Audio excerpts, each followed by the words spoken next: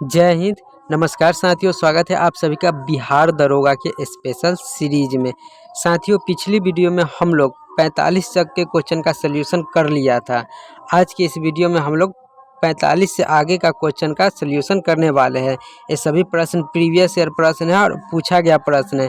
क्योंकि पूछा गया प्रश्न यानी प्रीवियस ईयर प्रश्नों का योगदान बहुत ज़्यादा रहता है आपकी एग्जाम के लिए, तो आपको प्रैक्टिस करते हुए रहना है प्रीवियस ईयर क्वेश्चन का। इसमें आपको दिख रहा होगा 2019 में पूछा गया प्रश्न सब है, जो कि हम आपको सल्यूशन करा रहे हैं। हमने पिछली वीडियो में 45 तक के जीके जीएस क्वेश्चन का सल्यूशन कर लिया था। आज की इस वीडियो में हम लोग 45 से आगे का क्वेश्चन का सल्यूशन करेंगे। तो इसे बड़ा कर लेते हैं और प्रश्न पर आते हैं। तो आज का आपका पहला प्रश्न है, किसी देश के भुगतान संतुलन में शामिल है। किसी देश के भुगतान संतुलन में क्या क्या शामिल होता है? देखिए, भुगतान संतुलन का तात्पर्य होता है किसी देश का अन्य देश के निवासियों के साथ एक वर्ष की अवधि में समस्त लेन देन होता है। ठीक है, भुगतान संतुलन का तात्पर्य होता है किसी देश के अन्य देश के निवासियों के साथ एक वर्ष की अवधि में समस्त लेन देन होता है। भुगतान संतुलन खाते के दो भाग होते हैं, एक होता है चालू खाता और एक होता है पूंजीगत खाता। ठीक है, चालू खाते के अंतर्गत वस्तुगत व्यापार के साथ अदृश्य मतों यानी बीमा, परिवहन, पर्यटन, उपहार आदि आते हैं। लेन देन व देनदारियों में शामिल किया जाता है चालू खाता को। और पूंजी खाते में पूंजीगत लेन की प्रविष्टियाँ शामिल होती है। ठीक है, तो इसमें आपका राइट आंसर हो जाएगा वस्तुओं और सेवाओं का व्यापार और पूंजीगत प्राप्तियाँ और भुगतान। ए और बी दोनों आपका राइट आंसर हो जाएगा। ऑप्शन डी बिल्कुल सही हो जाएगा। ठीक है, आपका अगला क्वेश्चन है, निम्नलिखित में से कौन 2019 के यूनेस्को एशिया प्रशांत पुरस्कार के विजेता है?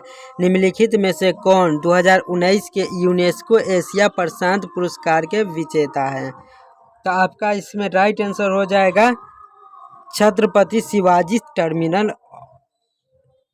सॉरी, इसमें देखिए ऑप्शन सी इसमें राइट आंसर हो जाएगा। 1, 2 और 3 विक्रम साराभाई पुस्तकालय भी है, और 2 में है Our Lady of Glory Church, ये भी हो जाएगा। और 3 नंबर फ्लोरा फाउंटेन। तो इसमें आपका राइट आंसर ऑप्शन सी हो जाएगा। केवल 1, 2 और 3 ये तीनों सही है, जिसे 2019 में यूनेस्को एशिया प्रशांत पुरस्कार के विजेता में घोषित किया गया है। विक्रम साराभाई पुस्तकालय को, Our Lady of Glory Church और फ्लोरा फाउंटेन को। तो आपको ध्यान में रखना है। तो 2019 में किन किन को यूनेस्को एशिया प्रशांत पुरस्कार से सम्मानित किया गया है? तो आपको ध्यान में रखना है कि अहमदाबाद स्थित भारतीय प्रबंध संस्थान विक्रम साराभाई पुस्तकालय को, और मुंबई के ग्लोरी चर्च को, और फ्लोरा फाउंटेन को। इन सभी को 2019 के यूनेस्को एशिया प्रशांत पुरस्कार के विजेता है। ठीक है,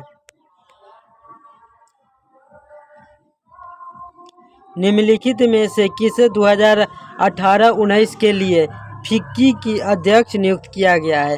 निम्नलिखित में से किसे 2018-19 के लिए फिक्की के अध्यक्ष नियुक्त किया गया है? तो इसमें आपका राइट आंसर हो जाएगा संदीप सोमानी।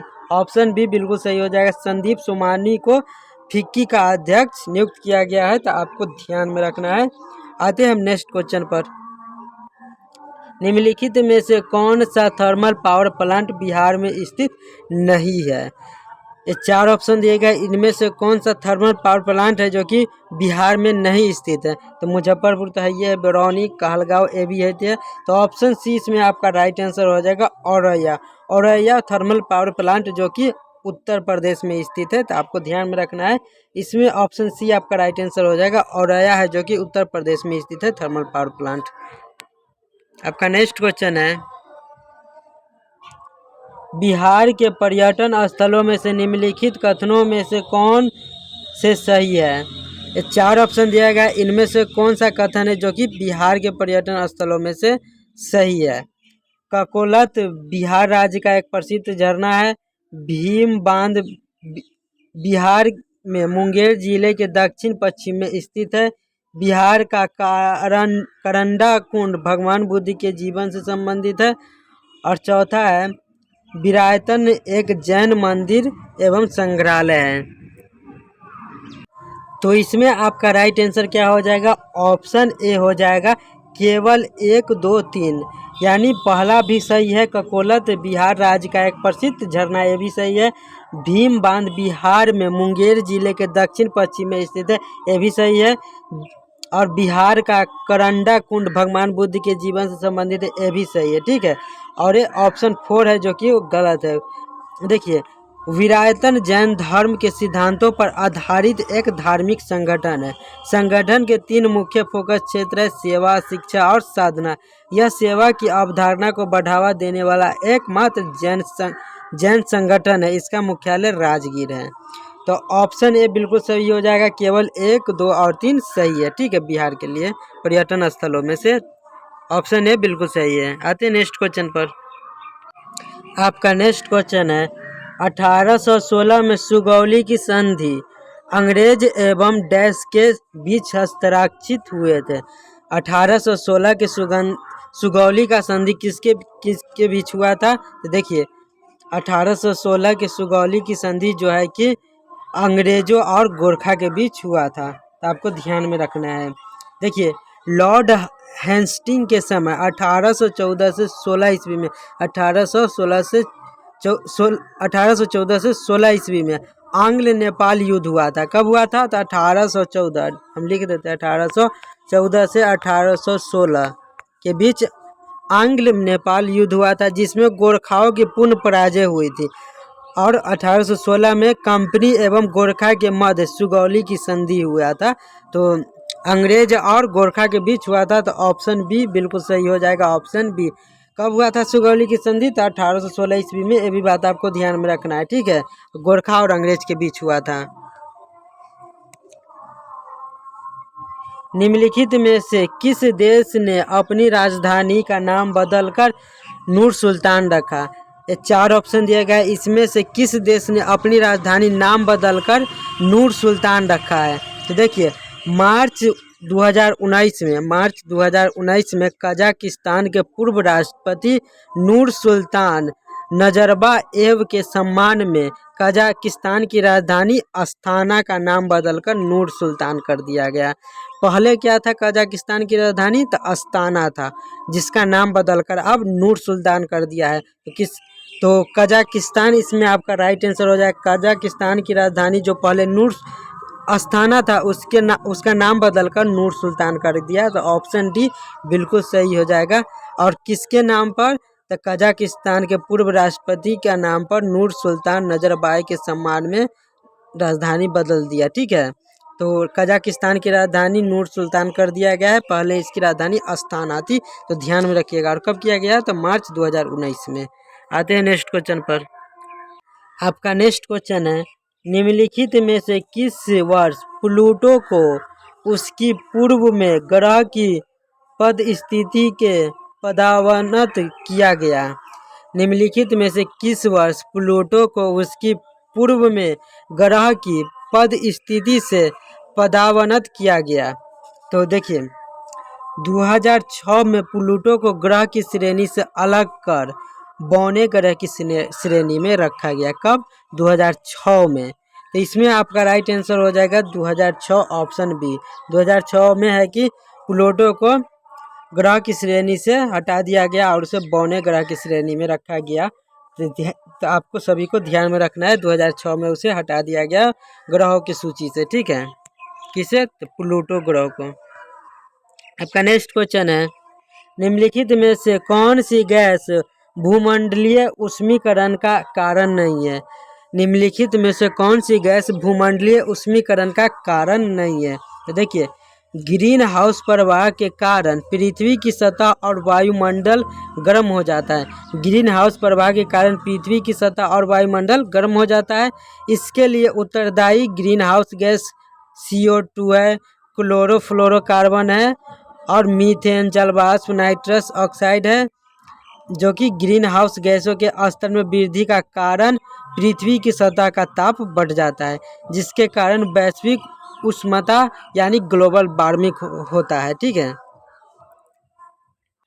तो इसमें पूछा गया है कि निम्नलिखित में से कौन सी गैस भूमंडलीय ऊष्मीकरण का कारण नहीं है। तो SO2 यानी सल्फर नहीं है। बाकी बात कार्बन डाइऑक्साइड, नाइट्रस ऑक्साइड, जलवाष्प, ये सब है जो कि भूमंडलीय ऊष्मीकरण के कारण है। ठीक है, और सल्फर है जो कि भूमंडलीय ऊष्मीकरण का कारण नहीं है। तो ऑप्शन डी बिल्कुल सही हो जाएगा। आपका नेक्स्ट क्वेश्चन है, कनिष्क के शासन काल में बौद्ध संगति का आयोजन डैश में हुआ था। कनिष्क के शासन काल में बौद्ध संगति का आयोजन कहाँ हुआ था? तो आपको देखिए, तो इसमें आपका राइट आंसर हो जाएगा कश्मीर। कनिष्क के शासन काल में बौद्ध संगति का आयोजन कश्मीर में हुआ था। ऑप्शन डी बिल्कुल सही हो जाएगा, कश्मीर। तो आपको ध्यान में रखना है।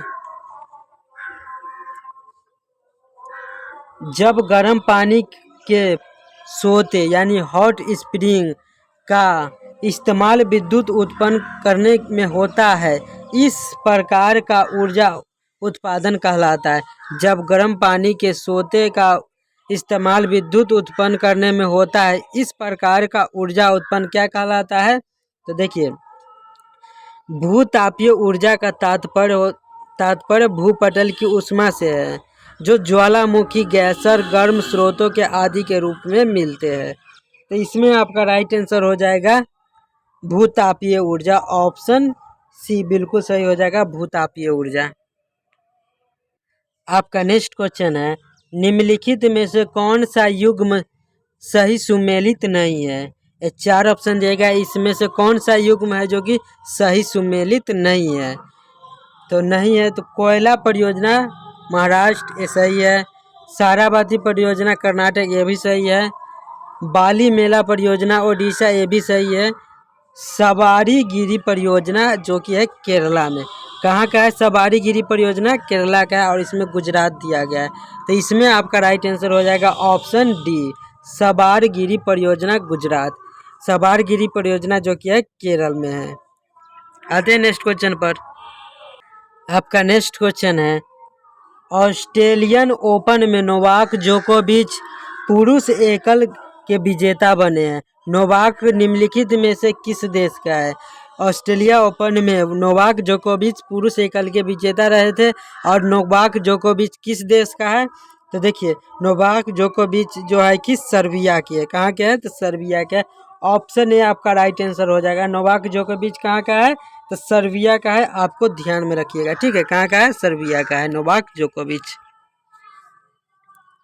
निम्नलिखित में से किस देश के साथ भारत ने चक्र 3 आक्रामक पनडुब्बी के संदर्भ में अनुबंध किया है? निम्नलिखित में से किस देश के साथ भारत ने चक्र 3 आक्रामक पनडुब्बी के संदर्भ में अनुबंध किया है? तो किस देश के साथ? तो वह किया है रूस के साथ। ऑप्शन डी बिल्कुल सही हो जाएगा, ऑप्शन डी रूस। भारत ने रूस के साथ चक्रा 3 आक्रामक पनडुब्बी के लिए अनुबंध किया है। तो ऑप्शन डी बिल्कुल सही हो जाएगा, रूस। अर्जुन पुरस्कार विजेता एस भास्करन निम्नलिखित में से किस खेल से संबंधित है? अर्जुन पुरस्कार विजेता एस भास्करन निम्नलिखित में से किस खेल से संबंधित है? देखिए, एस भास्करन बॉडी बिल्डिंग से संबंधित है। उन्हें 2019 का अर्जुन पुरस्कार दिया गया था। कब दिया गया था अर्जुन पुरस्कार? तो 2019 में एस भास्करन को अर्जुन पुरस्कार दिया गया था 2019 में। और क्या है? तो बॉडी बिल्डिंग से संबंधित है। तो ऑप्शन ए आपका राइट आंसर हो जाएगा, body building, option A. Bharat के प्रथम लोकपाल कौन है? भारत के प्रथम लोकपाल कौन है? देखिए, सर्वोच्च न्यायालय के सेवानिवृत्त न्यायाधीश पिनाकी चंद्र घोष मार्च 2019 में देश के पहले लोकपाल नियुक्त हुए थे। कौन? तो पिनाकी चंद्र घोष है, जो कि मार्च 2019 में देश के पहले लोकपाल नियुक्त हुए थे। इनकी नियुक्ति राष्ट्रपति रामनाथ कोविंद द्वारा की गई थी। तो पिनाकी चंद्र घोष, ऑप्शन भी बिल्कुल सही हो जाएगा। कब बने थे? तो मार्च 2019 में। किसने नियुक्त किया था? तो रामनाथ कोविंद ने नियुक्त किया था।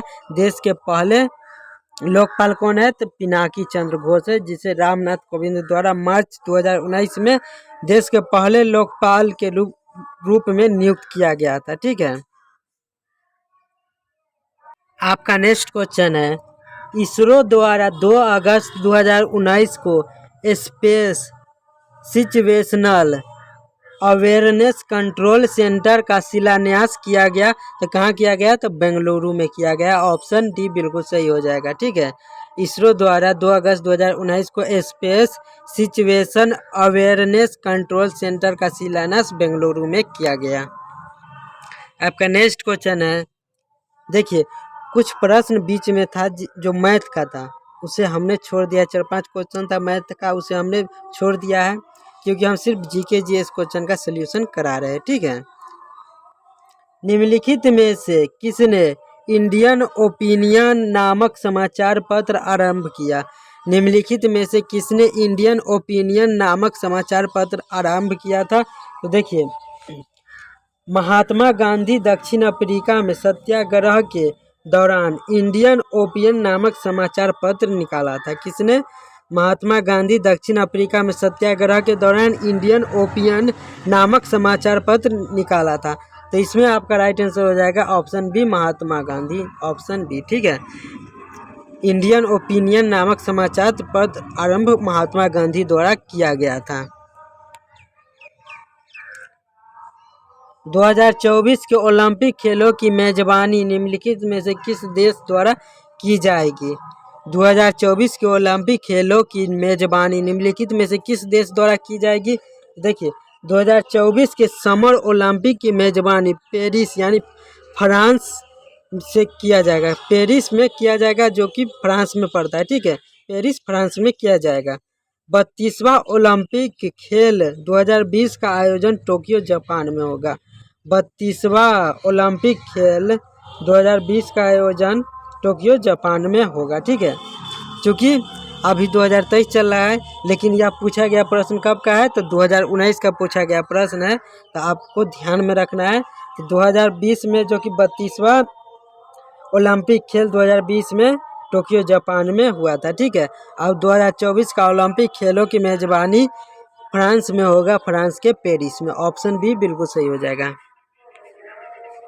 आपका नेक्स्ट क्वेश्चन है, इब्न बतूता के बारे में निम्नलिखित में से कौन सा सत्य है? इब्न बतूता के बारे में निम्नलिखित में से कौन सा सत्य है? तो देखिए, ऑप्शन एक में है क्या? वह मोरक्को का था, तो बिल्कुल सही है। इब्न बतूता मोरक्को का ही था, बिल्कुल सही है।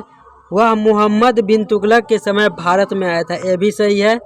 उसने रेहला लिखा था, ये भी सही है। तो इसमें आपका राइट आंसर क्या हो जाएगा? ऑप्शन डी, सभी सत्य। ऑप्शन डी बिल्कुल सही हो जाएगा। ठीक है, एक मैथ का क्वेश्चन है। आपका नेक्स्ट क्वेश्चन है, निम्नलिखित में खिलाड़ियों व संबंधित खेलों के युग्मों में से कौन सा सुमेलित नहीं है? निम्नलिखित खिलाड़ियों व संबंधित खेलों के युग्मों में से कौन सा सुमेलित नहीं है? तो एलिस मैटर्नेस टेनिस खिलाड़ी से, दिविज शरण पोलो से, अर्जुन आज़ाद क्रिकेट से, सिमोना हालेप हॉकी से। तो इसमें आपका राइट आंसर क्या हो जाएगा? तो इसमें आपका राइट आंसर हो जाएगा क्या? तो केवल 2 और 4, ऑप्शन बी 2 और 4।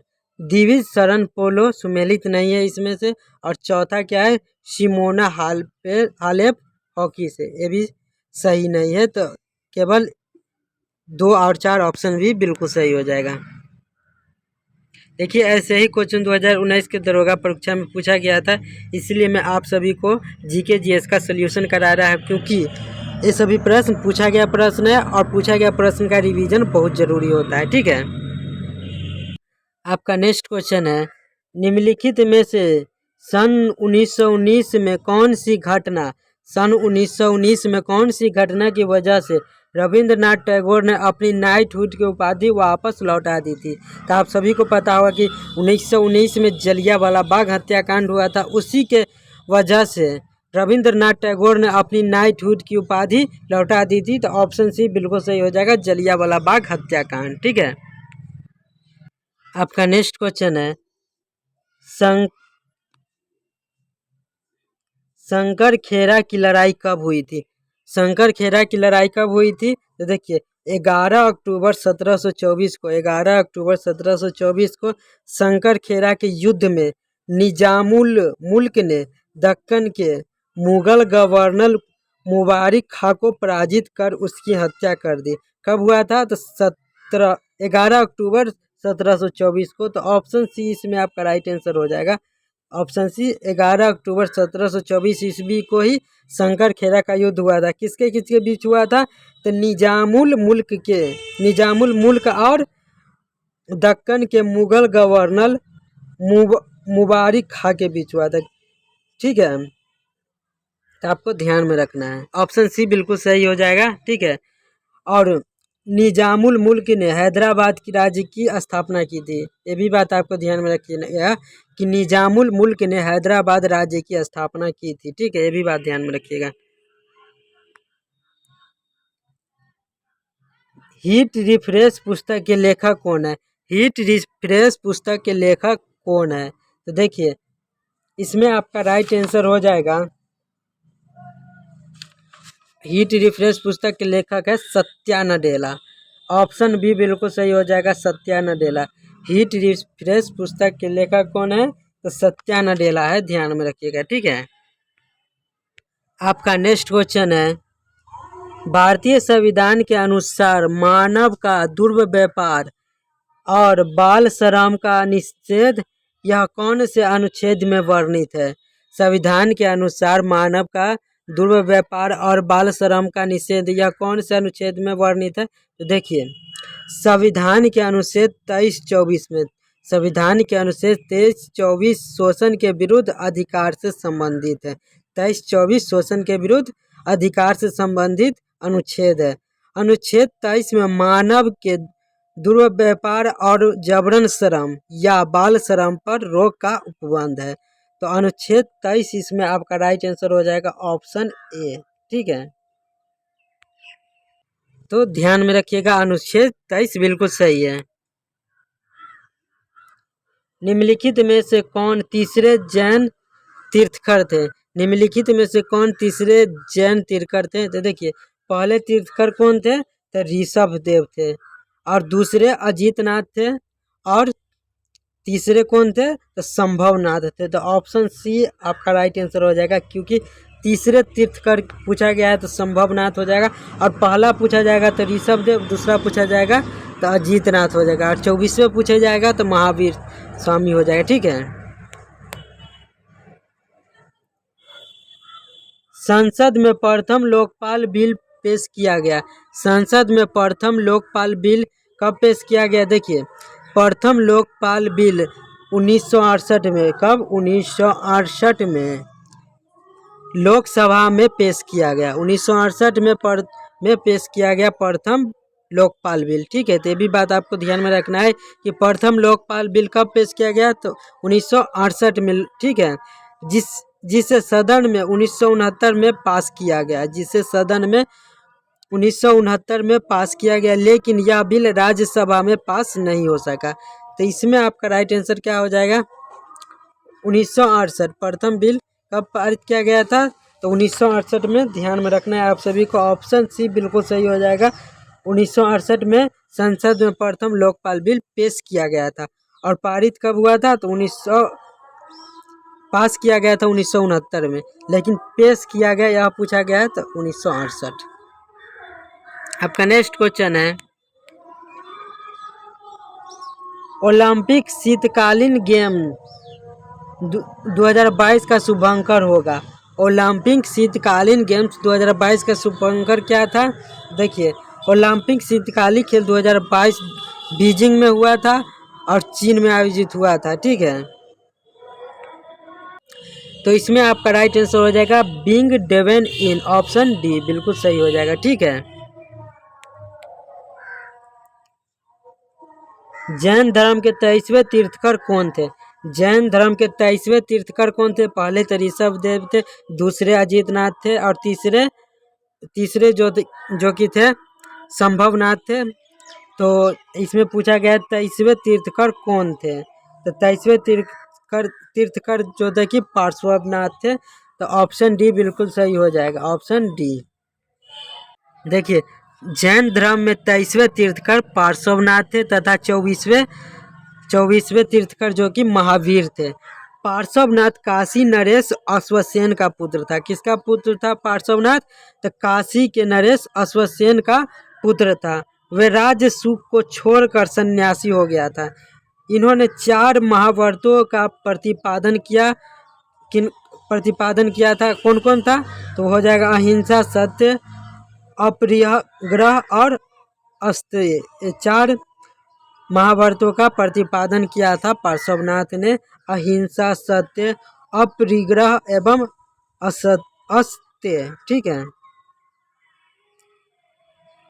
तो साथियों आज के लिए बस इतना ही रहने देते हैं। इससे आगे का क्वेश्चन जो बचा 86 नंबर से हम अगले वीडियो में इसे कवर करेंगे। ठीक है, तो वीडियो कैसा लगा आप कमेंट ज़रूर कीजिएगा, और आपको किस टॉपिक पर वीडियो चाहिए तो कमेंट ज़रूर कीजिएगा। और चैनल पर नए हो तो साथियों आप सभी से हाथ जोड़ के निवेदन है कि चैनल को सब्सक्राइब जरूर कर दीजिएगा। मिलते हैं नेक्स्ट वीडियो में। जय हिंद।